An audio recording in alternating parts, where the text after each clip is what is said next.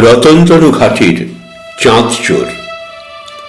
চাঁদ নেমে এসে বসল যখন কদম গাছের ডালে, তিনজন চোর ছিল চাঁদটাকে চুরি করার তালে।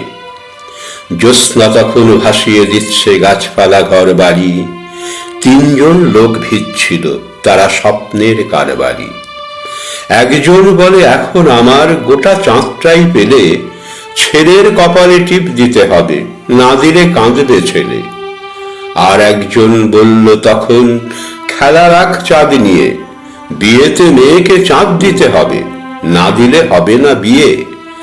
শেষ জন বলে আমি তো চাঁদটা রাখবো নিজের কাছে, সব স্বপ্নই জীবনে মিথ্যে, এটুকুই বেঁচে আছে। চাঁদ ভাগাভাগি করতে করতে উড়ল ভোরের পাখি, চাঁদ চাওয়াটাই সত্যি জীবনে, চাঁদটাই শুধু ফাঁকি। জানে না কখন ডুবে গেছে চাঁদ, চোখে জ্যোৎস্নার ঘোর। কদম গাছের নিচে বসে আছে তিনজন চাঁদ চোর।